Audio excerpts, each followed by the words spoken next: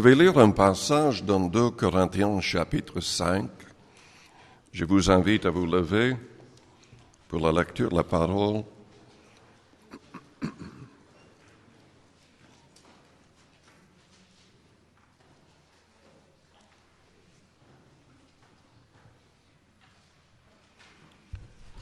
De Corinthiens au chapitre 5, lisons à partir du verset 17. Si quelqu'un est en Christ, il est une nouvelle créature. Les choses anciennes sont passées. Voici, toutes choses sont devenues nouvelles. Et tout cela vient de Dieu, qui nous a réconciliés avec lui par Christ et qui nous a donné le ministère de la réconciliation. Car Dieu était en Christ, réconciliant le monde avec lui-même, en n'imputant point aux hommes leurs offenses. Il a mis en nous la parole de la réconciliation. Nous faisons donc les fonctions d'ambassadeurs pour Christ, comme si Dieu exhortait par nous. Nous vous en supplions, au nom de Christ, soyez réconciliés avec Dieu.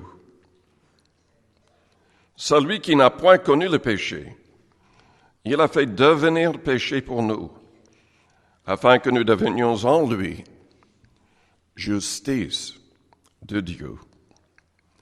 Prions le Seigneur avant d'aller plus loin. Père Céleste, nous te louons, nous te bénissons ce soir. Merci pour l'occasion que nous avons d'être ensemble, devant toi. Seigneur, agis dans chaque cœur, dans chaque vie.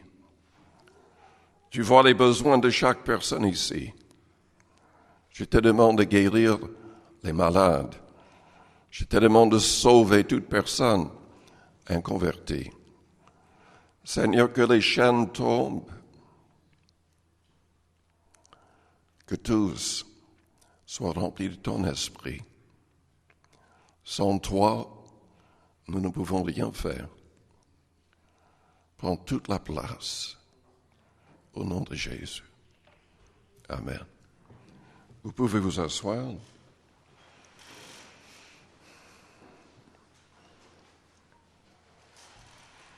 Est-ce que vous vous rendez compte le privilège que nous avons? Dieu nous a fait grâce pour toutes nos offenses. Il s'est révélé à nous. Vous êtes là ce soir parce que vous avez compris le vrai message de l'Évangile. Dieu a ouvert vos yeux. Il a agi dans votre cœur, dans votre vie, par son esprit, par sa parole. Jésus-Christ nous a réconciliés avec Dieu le Père. Nous faisons partie des élus. Est-ce que vous vous rendez compte combien de personnes dans le monde sont aveugles? Plus de 3000 religions dans le monde, et ils sont aveugles. Ils ne connaissent pas le vrai Dieu. Et parmi les gens qui se disent chrétiens, combien sont aveugles?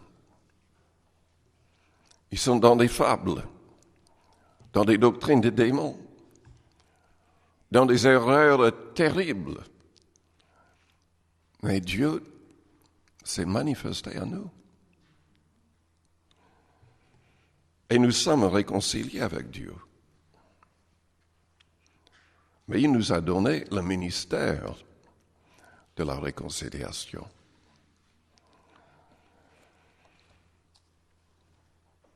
Nous avons le grand privilège de pouvoir annoncer ce message de vérité. Dieu était en Christ, réconciliant le monde avec lui-même, en n'imputant point aux hommes leurs offenses. Et il a mis en nous la parole de la réconciliation. Jésus-Christ a souffert pour nos fautes. il était sans péché. Il a souffert pour nos péchés passés, présents et futurs. Tout est couvert. Nos vies sont couvertes par sa grâce. Celui qui n'a point connu le péché, Dieu l'a fait devenir péché pour nous. C'est-à-dire, nos fautes ont été placées sur ses épaules. Il a fait devenir péché pour nous, afin que nous devenions en lui justice de Dieu. Quand on lit un tel passage, on se dit, mais Seigneur, je voudrais vraiment être utilisé. Est-ce que vous avez ce désir d'être utilisé? Dieu désire faire de grandes choses au travers de chacun de ses enfants. Il nous donne le ministère de la réconciliation.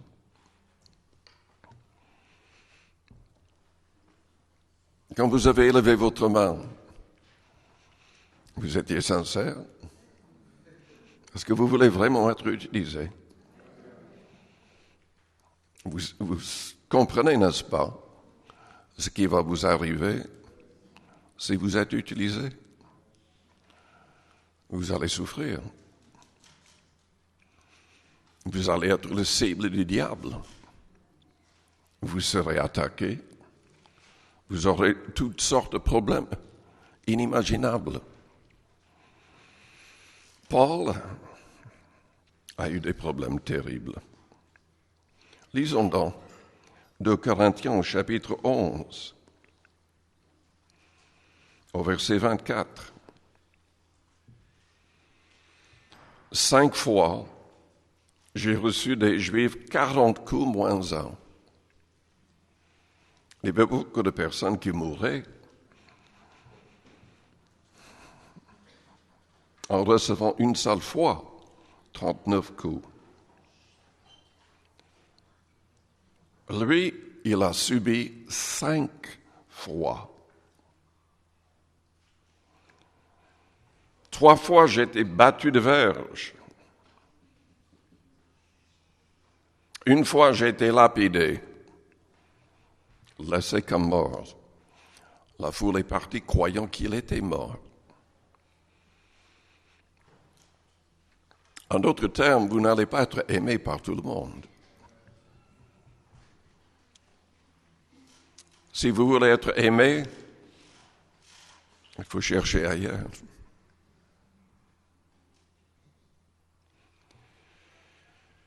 Trois fois, j'ai fait naufrage.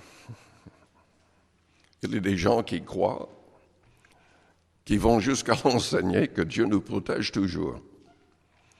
Et pourtant, ce n'était pas le cas pour le grand apôtre Paul, qui a commencé la plupart des églises à l'époque. Il a eu des problèmes. 3 fois, il a fait naufrage.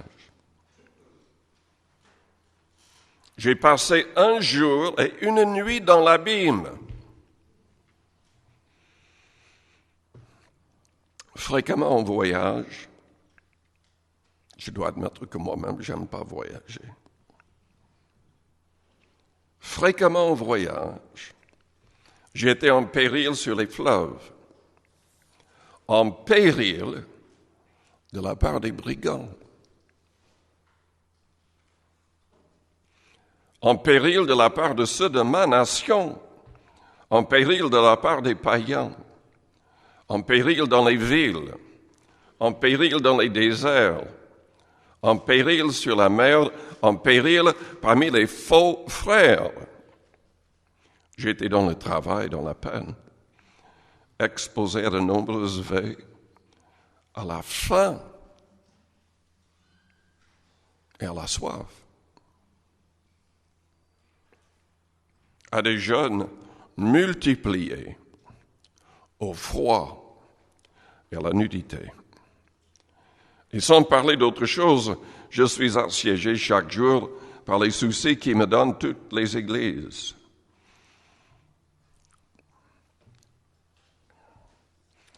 Vous avez toujours envie d'être utilisé? Lisons plus loin, au chapitre 12, au verset 7. « Et pour que je ne sois pas enflé d'orgueil à cause de l'excellence de ces révélations, il m'a été mis une écharde dans la chair, un ange de Satan, pour me souffleter et m'empêcher de m'enorgueillir.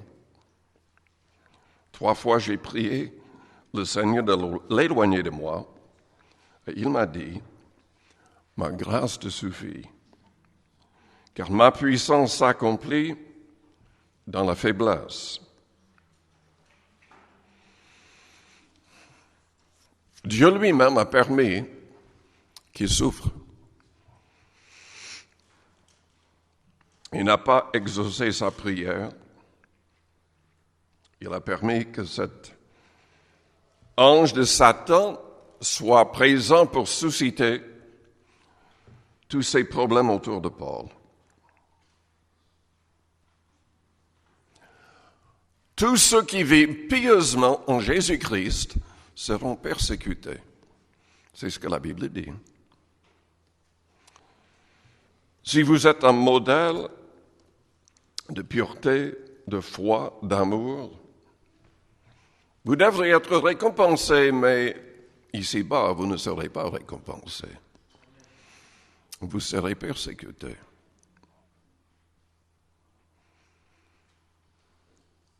Bien que nous serons récompensés par le fruit que nous allons voir, les personnes touchées et sauvées, grâce à notre exemple, grâce à nos paroles.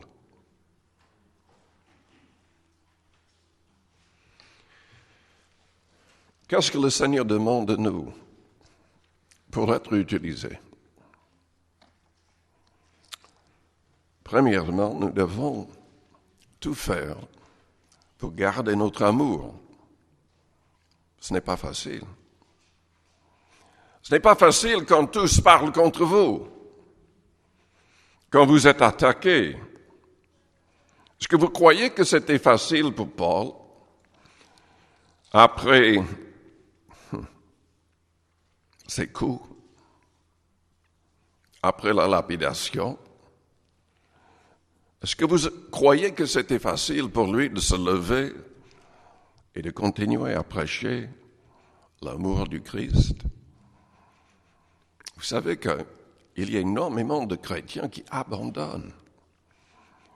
Il y a même énormément de responsables d'église qui abandonnent. Je connais un très, très grand nombre de missionnaires qui ont abandonné. Selon Matthieu 24, dans les derniers temps, parce que l'iniquité se sera accrue, l'amour du plus grand nombre se refroidira. Nous devons tout faire pour garder notre amour. Les premiers chrétiens gardaient cet amour grâce au Saint-Esprit. Oh, ils ne cachaient pas la vérité et ils ne se cachaient pas eux-mêmes non plus. Certainement pas des hommes comme Étienne, qui démasquaient le péché, qui dénonçaient le péché, mais qui était lapidé et qui est mort. Mais il est mort rempli du Saint-Esprit. Il a vu, grâce au Saint-Esprit, les cieux ouverts, Dieu le Père avec le Seigneur Jésus à sa droite. Et il était rempli du Saint-Esprit. Il a pu pardonner.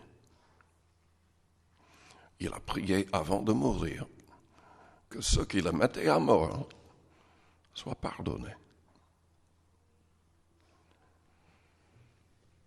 C'est le plus grand problème des derniers temps, car nous serons haïs par toutes les nations.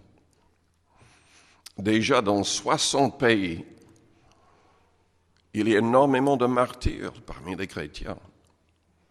On estime qu'il y a au moins 150 000 chrétiens tués tous les ans maintenant.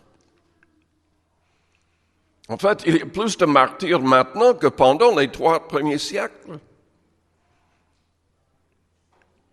Mais on n'en parle pas, ou on en parle très peu. Nous ne sommes pas au courant de ce qui se passe.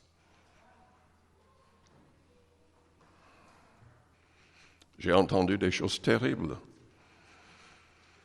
En Corée du Nord, en Chine, dans beaucoup de pays.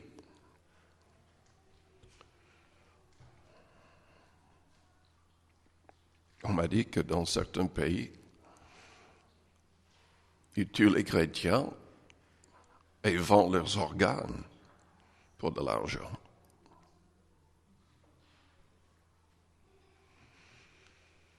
Les choses seront de plus en plus difficiles, mais Dieu nous demande de persévérer dans l'amour.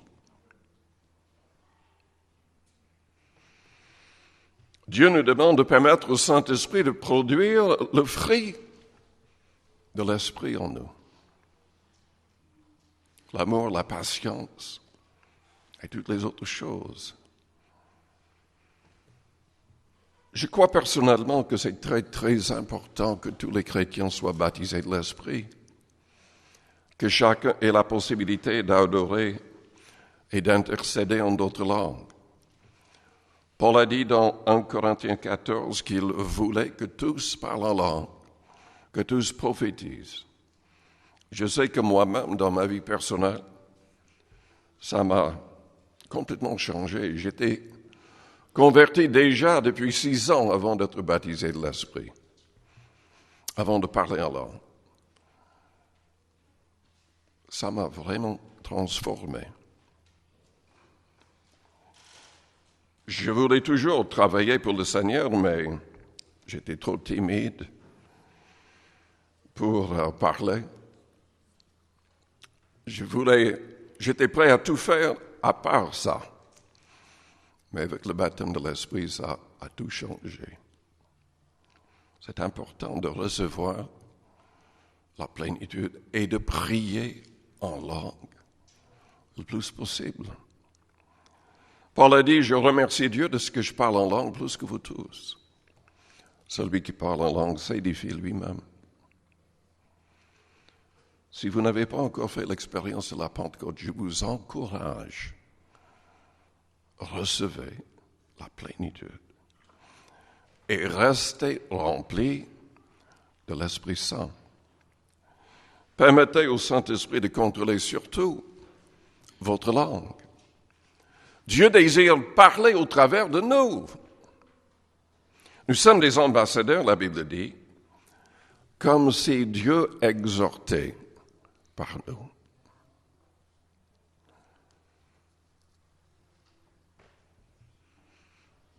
Dieu désire que nous soyons fidèles en suscitant la foi. Est-ce que vous comprenez ce que je veux dire? Vous pouvez susciter la foi. Vous pouvez aussi susciter l'incrédulité. Vous pouvez susciter la joie ou la tristesse par votre attitude, par vos paroles. Vous pouvez susciter l'enthousiasme pour accomplir des choses pour Dieu, ou vous pouvez décourager tout le monde. Nous avons l'histoire dans l'Ancien Testament des Israélites en face de la terre promise. Caleb et Josué, qu'est-ce qu'ils ont fait? Ils ont encouragé. Ils faisaient tout pour susciter la foi. Malheureusement, il y avait d'autres espions qui sont revenus avec un mauvais rapport, qui disaient, oui, c'est beau tout ça, mais il y a des villes fortifiées, il y a des géants. Nous étions comme des sauterelles à leurs yeux. Nous ne pouvons pas prendre possession de ce pays, nous allons mourir ici.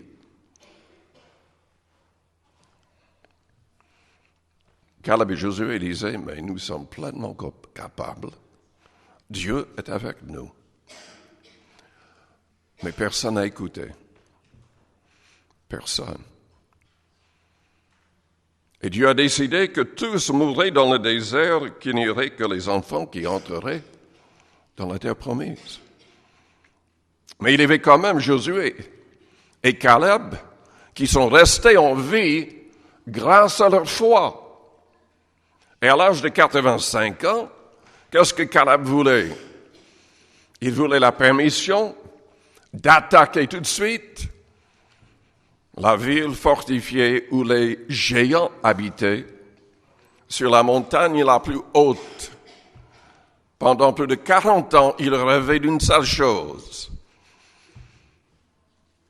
de la vue qu'il allait avoir de sa maison sur cette montagne, après avoir chassé les géants. La foi peut tout changer.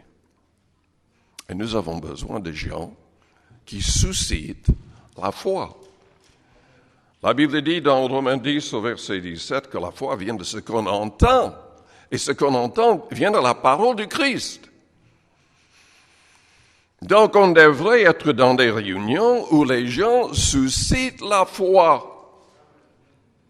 Mais écoutez bien, on doit faire attention parce que qu'on soit laïc, qu'on soit pasteur, on peut communiquer la crainte, le découragement, un manque de foi. Et tout est reçu par la foi. Le salut est reçu par la foi. Selon Galates chapitre 3, la guérison divine est reçue par la foi. Le Saint-Esprit, la plénitude de l'Esprit est reçue par la foi. Si personne n'est en train de prêcher avec foi, rien ne se passera. C'est la foi qui plaît à Dieu. Dans sa ville natale, Jésus n'a pas guéri grand monde à cause de leur incrédulité. Oh, il a guéri quelques personnes en privé qui avaient la foi. Mais Dieu agit quand les gens sont enthousiastes, quand les gens croient que tout est possible. Je vais vous dire, j'ai prêché dans plus de 400 églises. Dans certains endroits, j'ai prêché le même message. Parce que Dieu m'avait donné un message et je voulais que toutes ces églises l'entendent. Dans une église, c'était froid. Peu de réaction. Il n'y avait pas grand-chose qui se passait. Je prêche le même message, de la même manière, le soir, dans une autre église. Il y a des guérisons. Il y a des gens baptisés de l'Esprit. Il y a une joie, il y a un enthousiasme inimaginable. Et j'ai remarqué la différence. Ce n'était pas le message, c'était la foi des gens. C'était la foi des gens qui faisait la différence. Dieu bénit les gens qui manifestent la foi.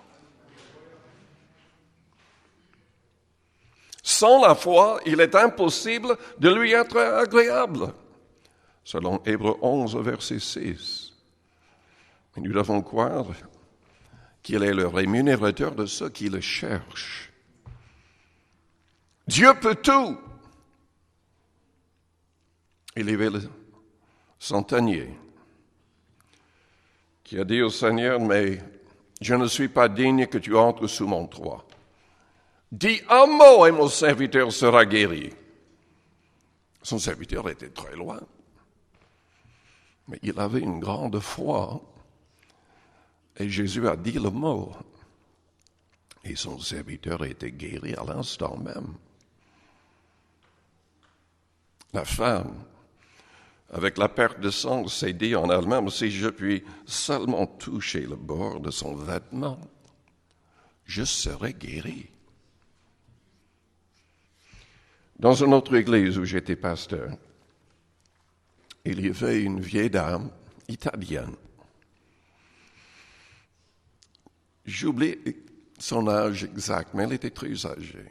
Elle avait souvent des problèmes de santé. Vous savez que la Bible dit que Pierre suscitait tellement de foi que les gens plaçaient les malades le long des routes pour que son ombre tombe sur eux et ils étaient guéris. Il avait la foi. Cette dame, chaque fois qu'elle avait un problème de santé, elle avait confiance que mes prières allaient la guérir. Et vous savez quoi? Elle était guérie instantanément chaque fois. De problèmes graves, mais guérie instantanément. Ce n'était pas moi. Moi, je n'ai fait que de prier. Mais Dieu l'a guérie à cause de sa foi. Malheureusement, après,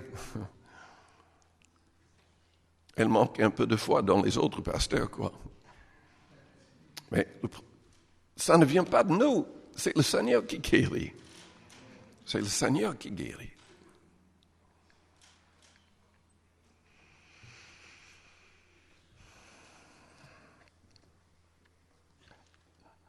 C'est important pour être utilisé par le Seigneur de dépendre humblement de lui. Nous ne pouvons rien faire, à part prier, jeûner et nous humilier devant lui.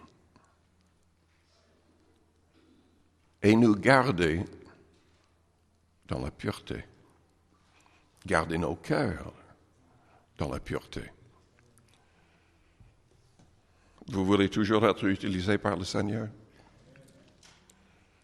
Dans 2 Timothée, au chapitre 2,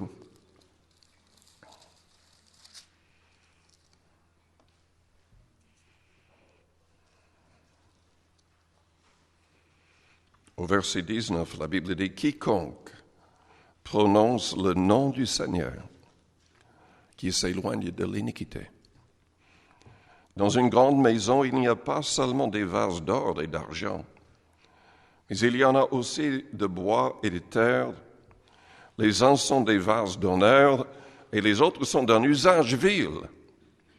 Si donc quelqu'un se conserve pur en s'abstenant de ces choses, il sera un vase d'honneur sanctifié, utile à son maître, propre à toute bonne œuvre.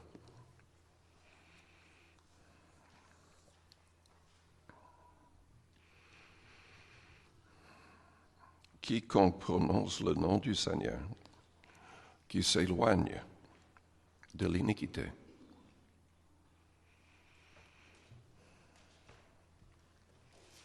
J'ai parlé de foi. Dieu veut que nous puissions susciter la foi, mais aussi qu'on suscite la joie. Et même si on est seul, il faut susciter la joie en nous-mêmes. Quand tous parleront mal contre vous, Jésus a dit, quand tous vous maltraitent, soyez dans la joie et dans l'allégresse. C'est vraiment une discipline, n'est-ce pas? Aimez les gens qui vous attaquent. Être dans la joie quand tout va mal, quand tous sont contre vous. Il faut vraiment nous humilier devant Dieu. Dans la prière, dans le jeûne, il nous donnera la joie nécessaire. Vous voulez être utilisé? Selon 2 Corinthiens chapitre 3, notre capacité vient de Dieu. Vient de Dieu. Paul ne dépendait pas de son grand intelligence. Il ne dépendait pas de tout ce qu'il avait fait dans le passé. Il dépendait du Saint-Esprit. Il dépendait de Dieu. Dans des jeûnes multipliés, il avait dit.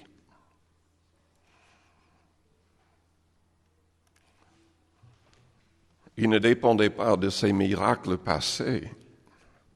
Il avait eu de très, très grands miracles.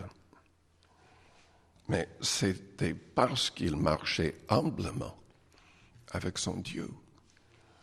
C'était aussi parce qu'il restait dans la joie par le Saint-Esprit. Soyez toujours joyeux, il a écrit. Oh, nous sommes complexes. Il est vrai que nous intercédons pour les inconvertis. Paul parle du fait qu'il était continuellement dans la tristesse à l'égard de ses propres frères, les Juifs, à cause de leur égarement, parce qu'ils avaient rejeté le Christ. Mais en même temps, il se réjouissait dans le Seigneur. Il faut qu'il y ait des moments dans la journée où on oublie tout ce qui est négatif et on se réjouit dans le Seigneur.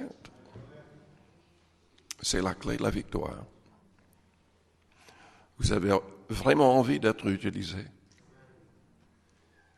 Demandez au Seigneur ce soir qu'il se serve de nous. Qu'il purifie nos cœurs et nos vies davantage. Qu'il nous remplisse d'amour,